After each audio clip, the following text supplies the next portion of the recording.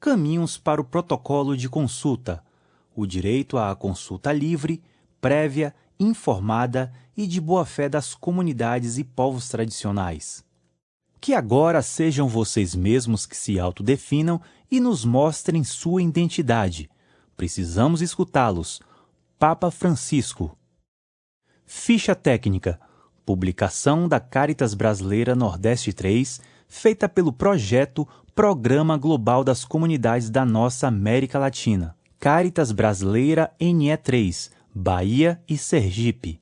CNPJ 33654-419-0002-05. Rua Emília Couto, número 270, Bairro de Brotas, Salvador, Bahia. CEP 40-285-030. Telefone 71-3357-1667. E-mail caritasne3@caritas.org.br. Facebook Caritas Regional NE3.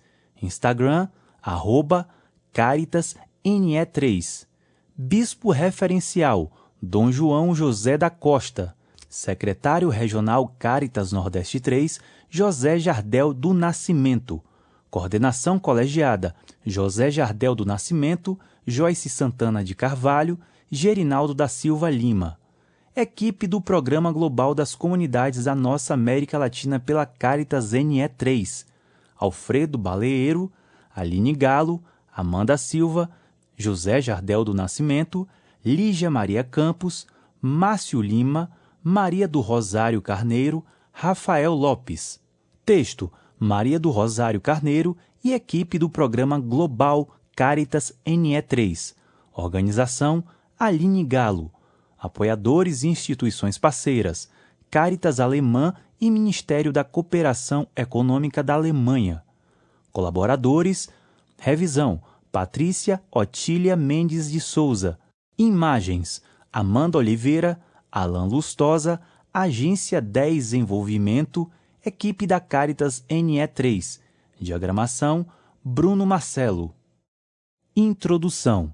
As comunidades e povos tradicionais, dentre os quais os quilombolas, têm direitos à consulta livre, prévia, informada e de boa-fé. Os passos para que esses direitos sejam efetivados podem ser dados por meio da construção de protocolos.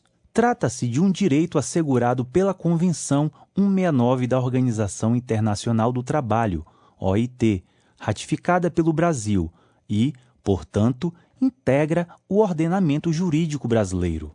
Isso quer dizer que o governo brasileiro, em todos os níveis, ou seja, federal, estadual e municipal, assim como os legisladores e servidores públicos, devem, para atos que de algum modo afetem a vida desses povos e comunidades e ou seus territórios, consultar as normas e seguir os protocolos. Os quilombos são comunidades de grupos étnicos predominantemente negros. Estão localizados no campo e nas cidades e constituíram-se como uma forma de resistência à escravidão.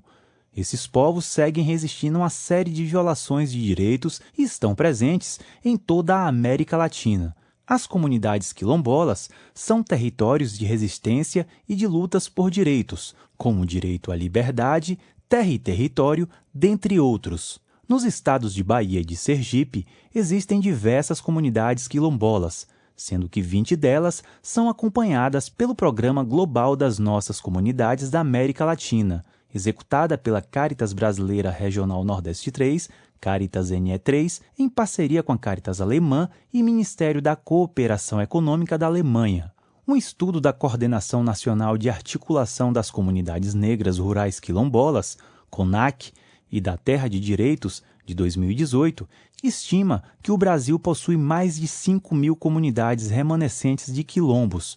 A Bahia é o estado com o maior número de comunidades certificadas pela Fundação Cultural Palmares, com 736 certidões expedidas até o ano de 2018.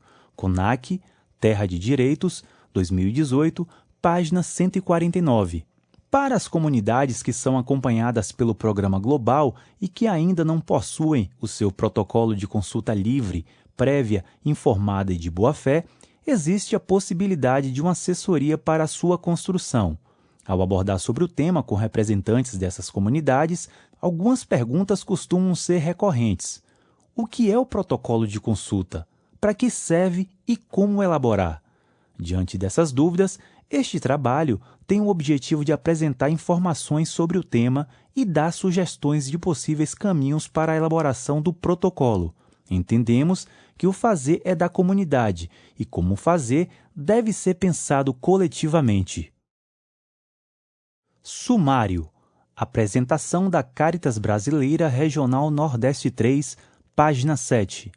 Apresentação do Programa Global das Comunidades de Nossa América Latina, página 8. Comunidades Tradicionais, Programa Global e Principais Desafios, página 10. Protocolo de Consulta Livre, Prévia, Informada e de Boa-Fé, página 14. O que significa dizer que a consulta deve ser livre, prévia, informada e de boa-fé, página 15. Convenção 169 e Organização Internacional do Trabalho, OIT, página 17. O que é uma convenção de direito internacional e qual a sua importância no direito brasileiro? Página 21. Como elaborar o protocolo de consulta livre, prévia, informada e de boa-fé? Página 23. Sugestões para o planejamento de elaboração do protocolo. Página 24. Exemplo de uma possível regra para o protocolo. Página 25. Assembleia final de aprovação e de publicidade do protocolo. Página 26. Uma síntese. A elaboração do protocolo de consulta passo a passo. Página 28. Considerações finais. Página 31. Referências. Página 32. Apresentação da Cáritas Brasileira Regional NE3. A Cáritas Brasileira Regional NE3, Bahia e Sergipe, foi fundada em 30 de maio de 1988. É integrada por 18 entidades membros e segue atuando com um compromisso com a construção do desenvolvimento solidário, sustentável e territorial, com sua missão de testemunhar e anunciar o Evangelho de Jesus Cristo, defendendo e promovendo toda forma de vida e participando da construção solidária da sociedade do bem-viver, sinal do reino de Deus, junto com as pessoas em situação de vulnerabilidade e exclusão social. Apresentação do Programa Global das Comunidades de Nossa América Latina. O Programa Global das Comunidades da Nossa América Latina é desenvolvido pela Cáritas Brasileira, Regional Nordeste 3 e Norte 2, Cáritas Colômbia e Honduras e apoiado pela Cáritas Alemã e Ministério Alemão. É um programa realizado a partir da participação e incidência política das comunidades tradicionais como quilombolas, camponesas, indígenas, negras, ribeirinhas, marisqueiras, dentre outras, que vivem em cada um desses países e têm como objetivos: ponto 1. Apoiar as ações ligadas à garantia da segurança alimentar, fortalecendo os projetos de geração de trabalho e renda a partir da economia popular solidária. Ponto 2. Disseminar abordagens inovadoras para adaptação às mudanças climáticas. Ponto 3. Fortalecer as comunidades na luta pelo direito à terra e território conjuntamente com a ampliação da participação popular e do exercício democrático. Somente no Brasil são mais de 40 comunidades acompanhadas pelo Programa Global, entre Cáritas Norte 2, Pará e Amapá, e Cáritas Nordeste 3, Bahia e Sergipe. As regiões Oeste, Alto Sertão, Metropolitana e Recôncavo, ambas na Bahia, Baixo São Francisco e Sergipe, são acompanhadas pela Cáritas NE3. Comunidades tradicionais, Programa Global e principais desafios. Os povos originários e tradicionais do Brasil, como as comunidades quilombolas, ribeirinhas, indígenas, pescadoras e etc., preservam a natureza e mantêm a relação natureza e ser humano de forma coletiva e harmônica, respeitando seus limites e ciclos naturais e, ao mesmo tempo, produzindo alimento. Não por coincidência, é possível identificar que a maioria dos lugares que ainda têm preservação da natureza são justamente os territórios com comunidades tradicionais presentes. Essas comunidades são verdadeiras guardiãs da vida e resistem às ameaças e violências do sistema capitalista, protegendo o meio ambiente em uma relação que também passa pelas dimensões da espiritualidade, ancestralidade, cultura, sobrevivência e defesa de seu modo de vida. As comunidades tradicionais têm sofrido diversas ameaças. É bastante comum a marginalização ou invisibilidade desses grupos, favorecendo a destruição e ocupação de seus territórios para a exploração das riquezas minerais e ambientais, chegando a ter consequências irreversíveis para a população mundial, como é o caso do aquecimento global. Exemplo disso são as comunidades acompanhadas pela Caritas NE3, que são vistas como território central para a exploração e acumulação do capitalismo em função de suas riquezas minerais, aquífera, territorial e biodiversidade, além do papel geopolítico que assumem no território brasileiro. Também são comuns as perseguições e ameaças às lideranças locais e territoriais, ocasionando uma série de desrespeitos e violações dos direitos humanos desses povos. O avanço de grandes projetos como o das energias eólicas e mineração na região do Alto Sertão Caetité, Bahia, o de cassinicultura, técnica de criação de camarões em viveiros, os conflitos agrários e ambientais na região do Baixo São Francisco, no Sergipe, o hidronegócio, o agronegócio, as barragens, os desmatamentos, as queimadas no oeste baiano, região de Barreiras, Bahia, assim como os grandes latifúndios para a agropecuária extensiva e linha de transmissão de energia elétrica na região de Feira de Santana, Bahia.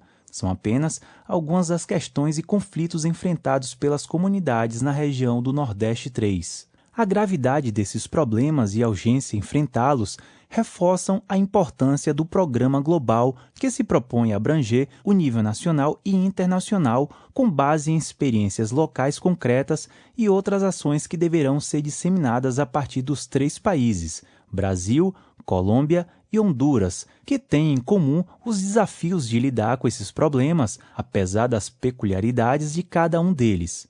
É fundamental aumentarmos a pressão sobre as instâncias locais, nacionais e internacionais para forçar a adoção de medidas de proteção para os povos e comunidades tradicionais e do meio ambiente, frente a esses desafios. Entende-se que a incidência dessas medidas só crescerá com o fortalecimento de lideranças e entidades de apoio, atuando em todos os espaços possíveis, desde os poderes legislativo, executivo e judiciário até os órgãos e entidades consultivas e deliberativas.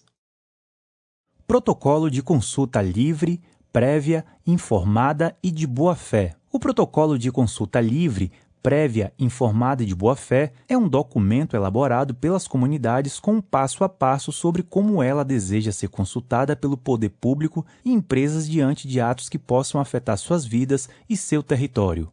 Os protocolos levam em consideração as tradições, costumes, modo de organização e de tomada de decisões, modo de se organizar politicamente e de se representar na sociedade, espiritualidade, festas religiosas e culturais, dentre outros fatores e particularidades de cada comunidade. O protocolo de consulta é, portanto, um instrumento importante para a defesa dos direitos dos povos tradicionais e é, ao mesmo tempo, um direito em si.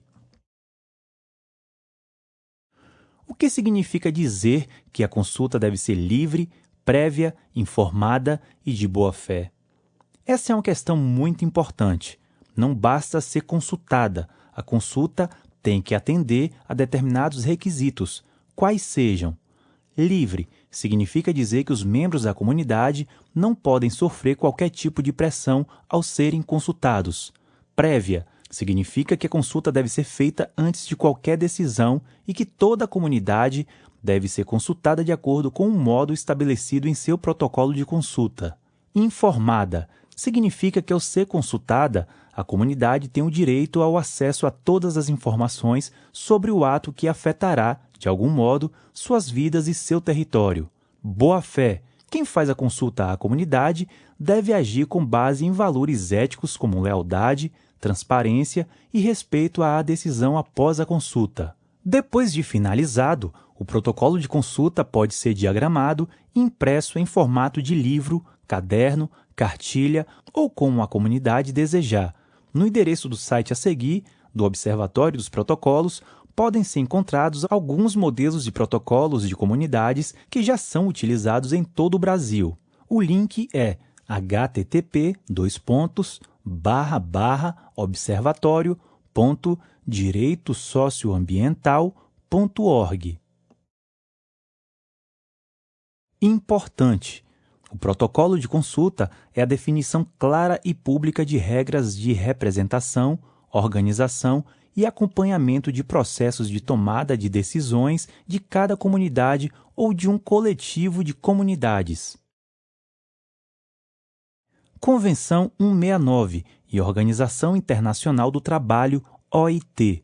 A Convenção 169 é fruto da Conferência Geral da Organização Internacional do Trabalho, OIT, ocorrida em Genebra em 7 de junho de 1989, e destina-se à defesa e garantia de direitos dos povos indígenas e tribais, populações tradicionais. A OIT foi criada em 1919 e é fruto dos movimentos e reivindicações da classe trabalhadora daquela época.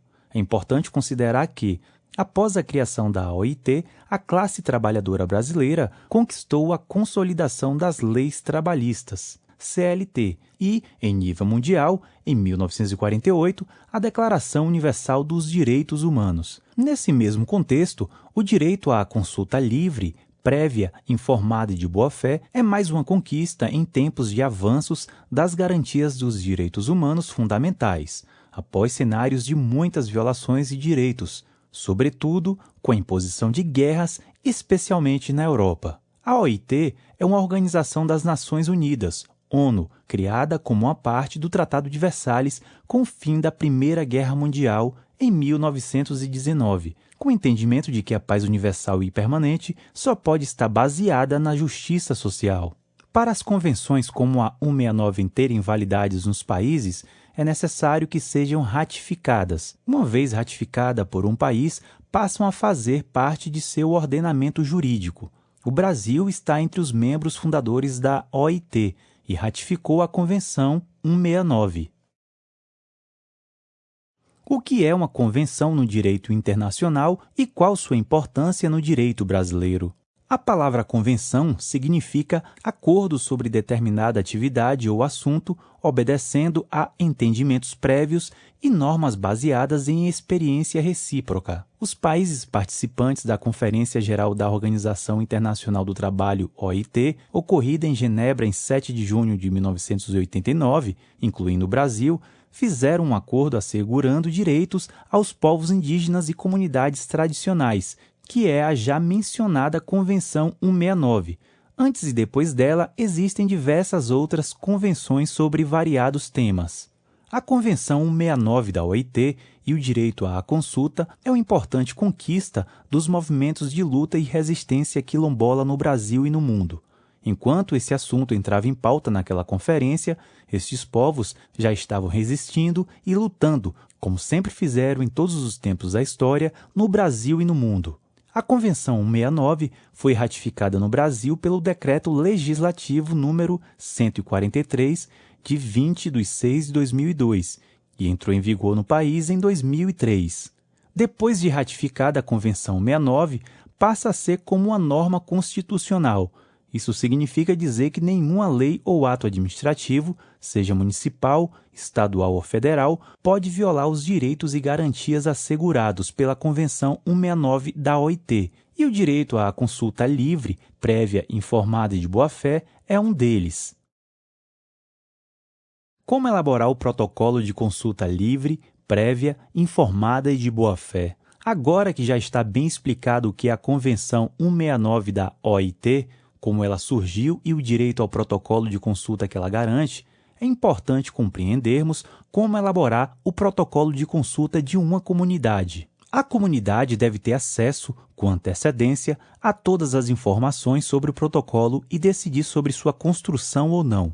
A decisão por fazer o protocolo, quando e como, deve ser aprovada e documentada pela comunidade em assembleia, que vamos chamar de Assembleia Inicial. Para elaborar o protocolo de consulta, a comunidade deve realizar reuniões internas ou oficinas nas quais será discutida como ela deve ser consultada. O protocolo de consultas, uma vez formalizado, deve ser respeitado integralmente.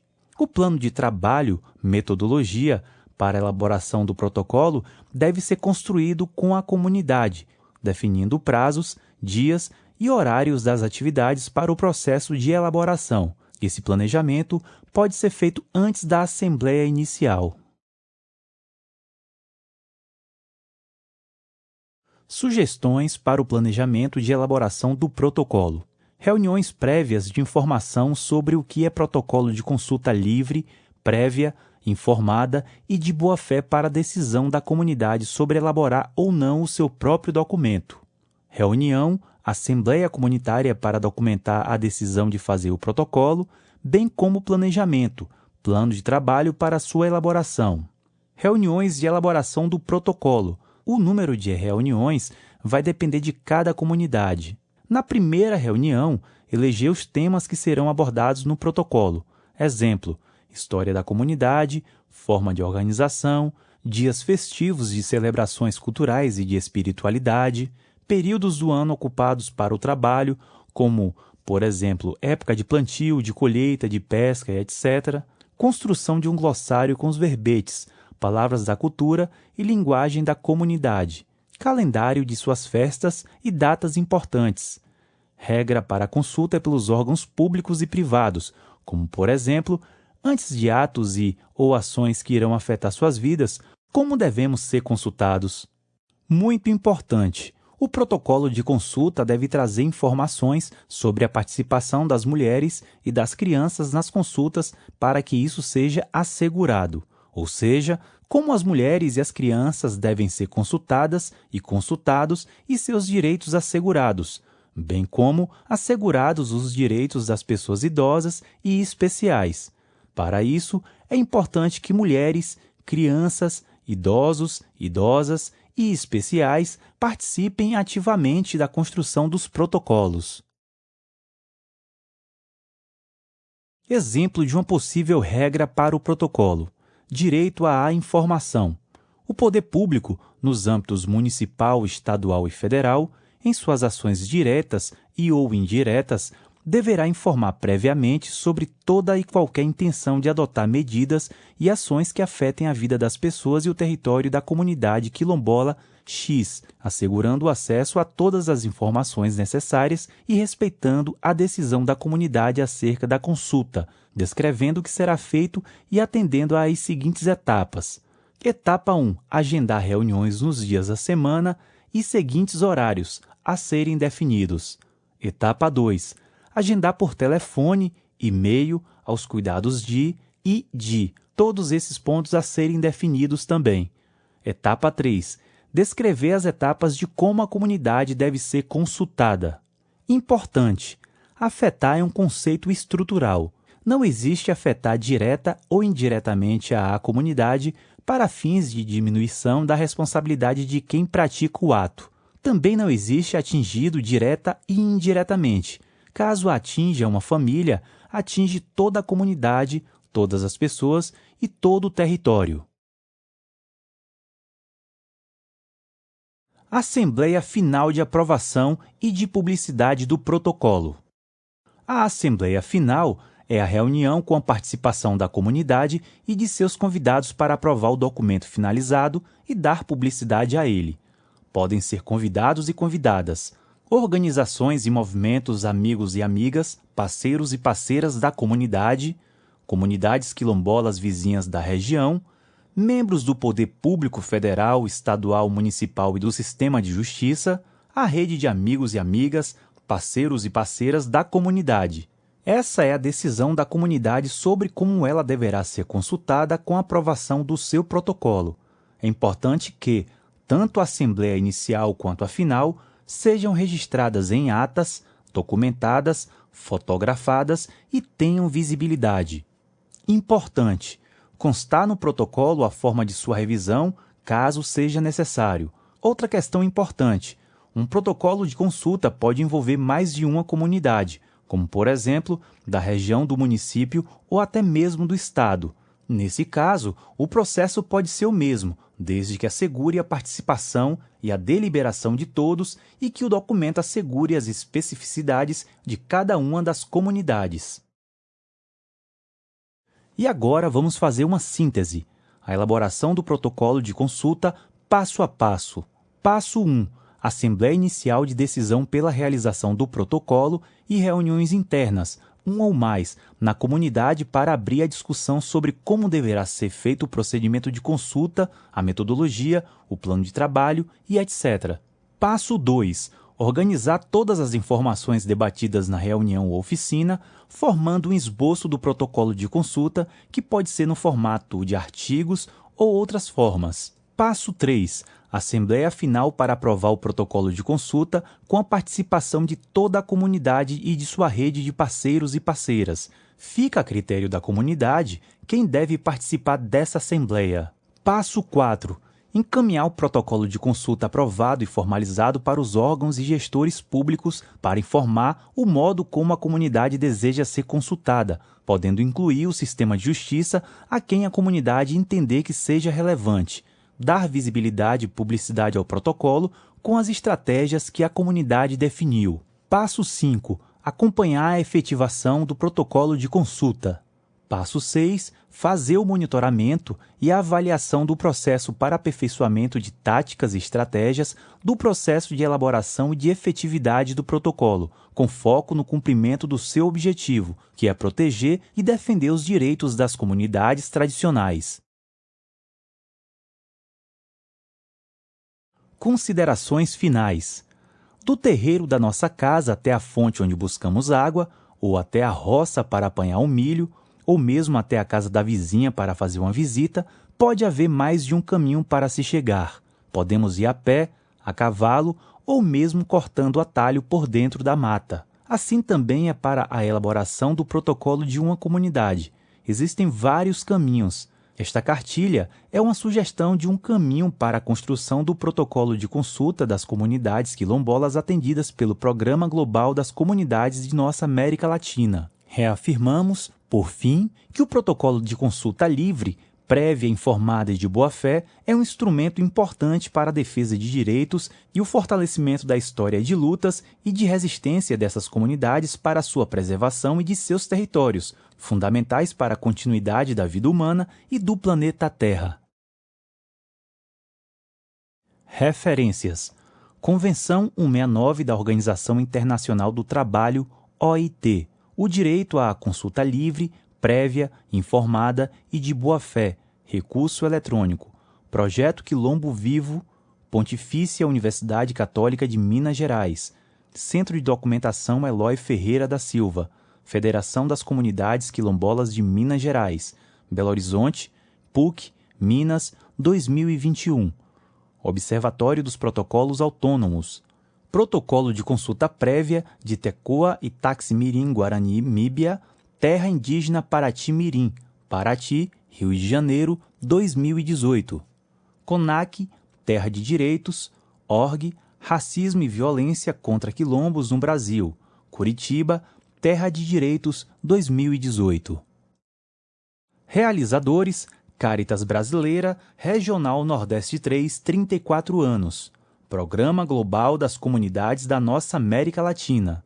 Apoiadores: Cáritas Alemanha, Cooperação Alemã.